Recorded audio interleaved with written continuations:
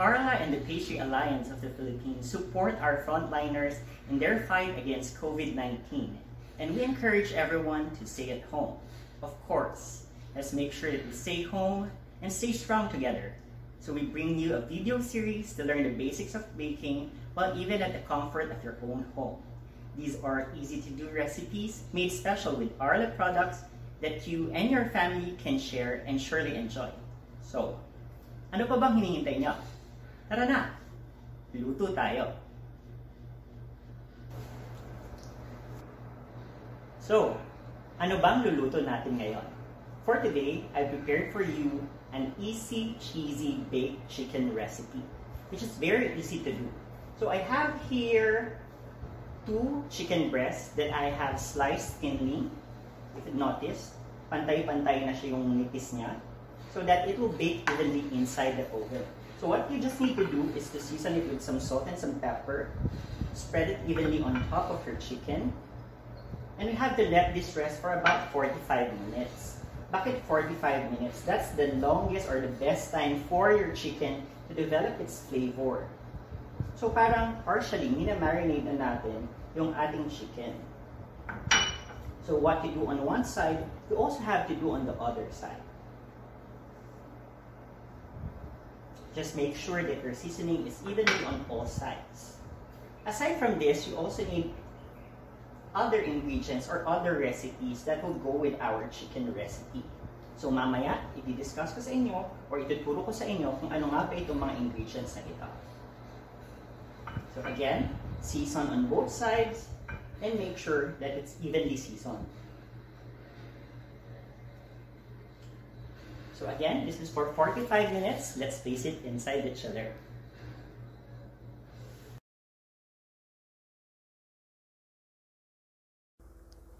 For the marinara sauce, you need the following: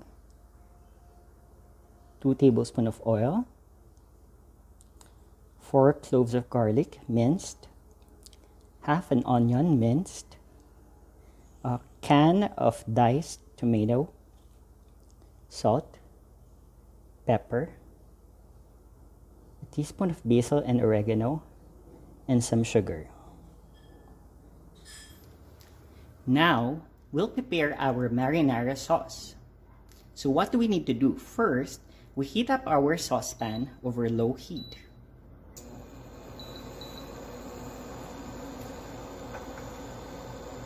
Add your oil.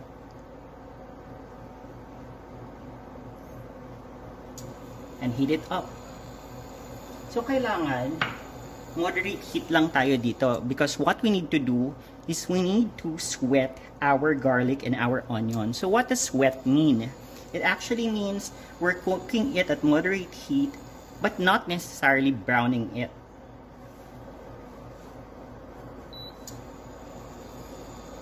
So how will we know if our oil is ready? Makikita nyo meron na siyang small haze dyan sa oil ninyo. Medyo gumagalaw-galaw na siyang ganon. So that's an indication that our fat or our oil is already ready for cooking. So we'll add your onions first.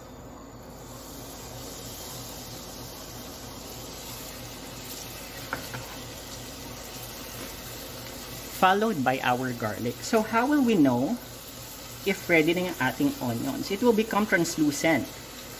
Okay? So medyo nagiging lighter yung color niya. And then we add our garlic.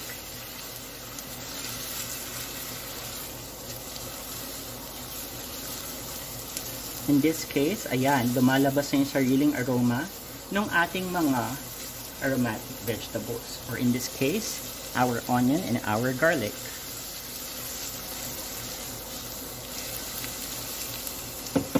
After placing your onion and garlic, let's add your canned diced tomatoes. Okay. So, ang kailangan dito sa tomatoes natin, ipipinsay natin siya. What does pinsay mean? We're roasting an acidic ingredient. In this case, it's your tomato. Para lumabas yung natural sweetness ng inyong kamatis. Okay. So, I'll increase the heat.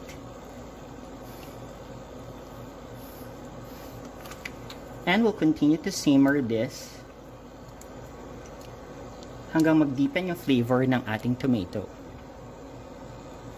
Now, since we're using dried herbs, at this point, I can already add my dried herbs para lumabas yung lasa niya. Take note, dried herbs take longer time for its flavor to release kasi nga dried siya. So, kailangan niya munang maluto para ilabas niya yung natural flavors niya. So, we'll let this simmer. Makikita ninyo, mas magiging deeper yung color ng ating tomatoes. Simmer this for about 15 to 20 minutes. After 20 minutes, you'll see drier na yung ating tomato. Tapos, darker na yung color niya. At this point, we can actually season our tomatoes with some salt, some pepper, and some sugar. And then, it's done.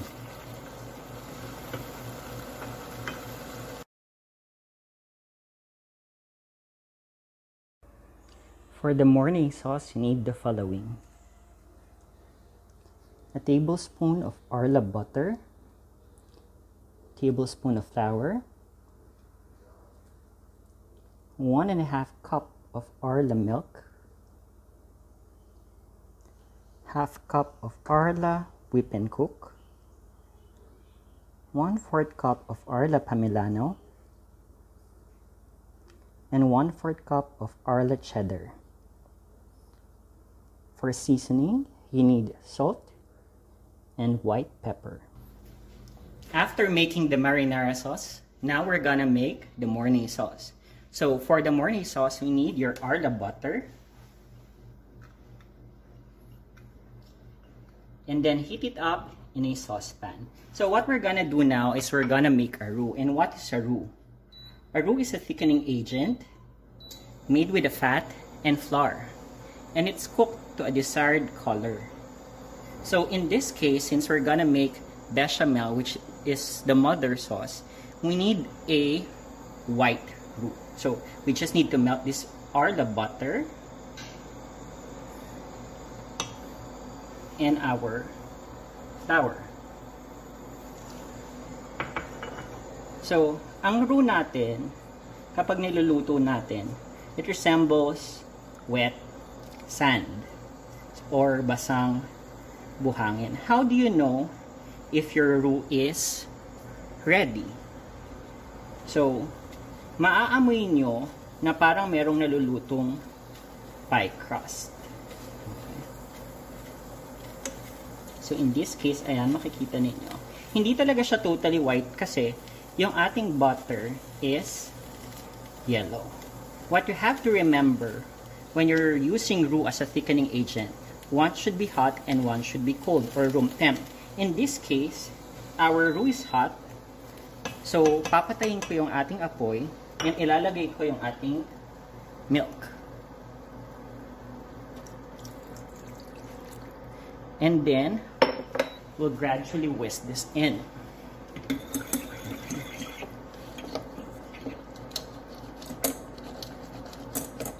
To remove any possibilities of lumps on our bechamel. So I'll turn it on again. And then place all of our Arla milk.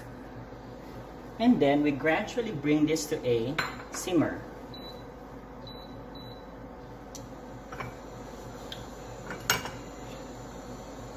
Until we reach the desired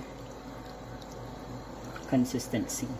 So, our roux usually cooks for 15 minutes. Ibig sabihin, after 15 minutes, assured ka na naluto na yung ating harina.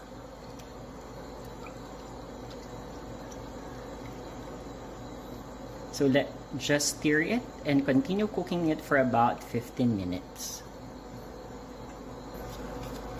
So, after 15 minutes, makikita ninyo, iba na yung consistency ng ating sauce. It's now nape, or it can already coat the back of a spoon. So at this stage, okay na yung ating bechamel sauce. Now, we're gonna make a derivative sauce out of this one. And maglalagay tayo ng ating Arla Cook and Whip. Okay? So for our Arla Cook and Whip, I need to temper this. So maglalagay tayo ng a little bit of the hot liquid to the cream para hindi siya mabigla pag binalik natin siya doon sa apoy. And then return this back to heat. This would prevent the curdling of your cream. But this is the advantage of using Arla Cook and Whip because it's especially made for cooking. So hindi siya basta-basta magka-curdle. Which is the great thing about Arla Cook and Whip.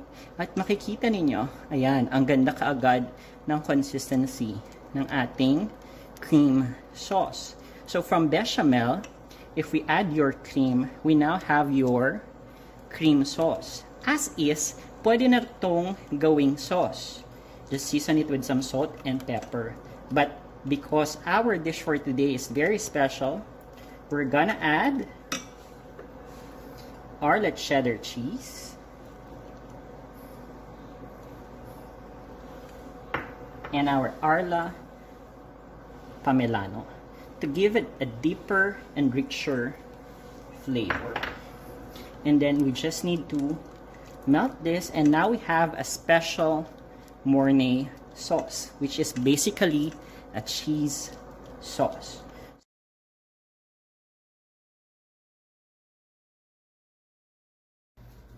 Now that our components are ready, we're ready to assemble our cheesy baked chicken. So what do we need? We have here our pre-seasoned chicken, our finished Mornay sauce, our finished marinara sauce, slices of Arla cream cheese, Arla cheddar cheese, Arla Pamellano, and blanched spinach. So, for the blanched spinach, ang kailangan nyo lang gawin, i-boil nyo siya sa water hanggang maluto siya. After boiling it in the water, squeeze out the excess water and set it aside. Now, let's go assemble our easy, cheesy baked chicken. Now we're ready to assemble our easy, cheesy baked chicken. So first, let's put our marinara sauce at the bottom of our oven-proof dish. So spread it evenly in the bottom.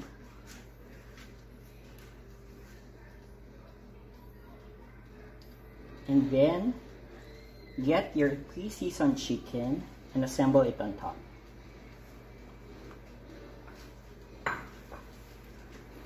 So, lagay lang natin yung ating chicken. Arrange natin siya na mabuti sa taas.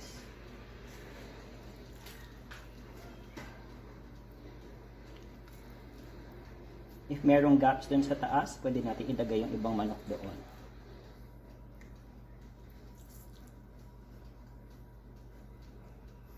Move some over there. Yung iba dito.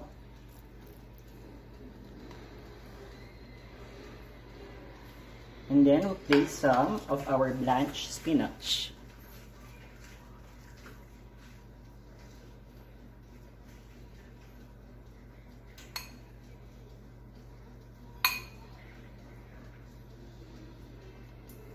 So make sure even lang siya dun sa taas.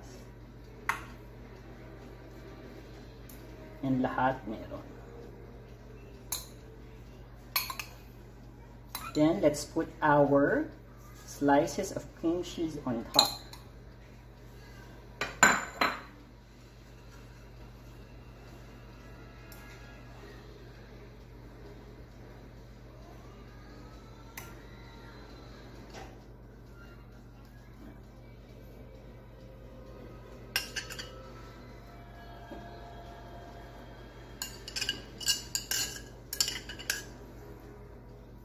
After placing our slices of cream cheese on top,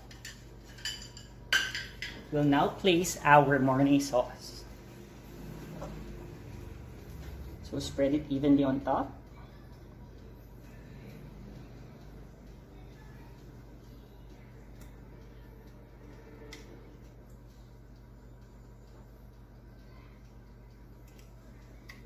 making sure na fully covered lahat ng ating chicken pieces.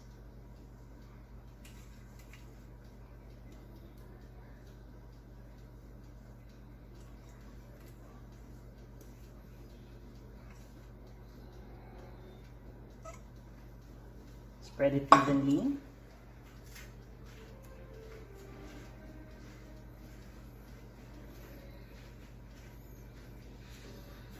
And now, syempre, ang gustong-gusto ng lahat, ang ating cheesy layer. So, I have here 2 cheeses, our cheddar and Pamilano. The Pamilano will help brown our cheddar and give it a great crust. So, how do I achieve this? I just mix together our cheddar and our Pamilano. Mix them well, as you can see here. And then, just spread it on top. Ganun lang siya kadali.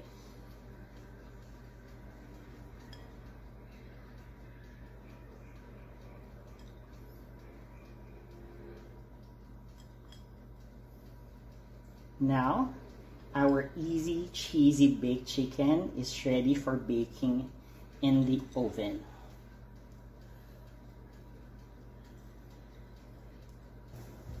Now we're ready to place our chicken inside the oven. Bake it at 350 degrees Fahrenheit or 180 degrees Celsius for about 20 to 30 minutes.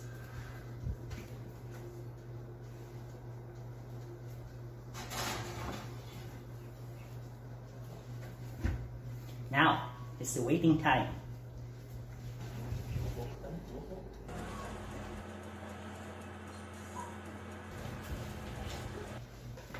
And our easy cheesy baked chicken is ready.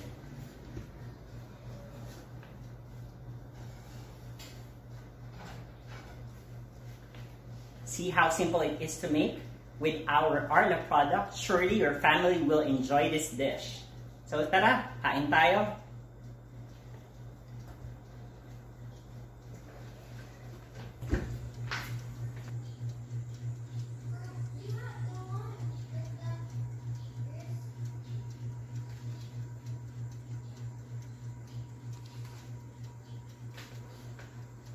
Thank you for joining me here in our home. I hope you enjoyed our easy, cheesy baked chicken made special with Arla and of course in cooperation with Pastry Alliance of the Philippines. Thank you and I hope you enjoy cooking.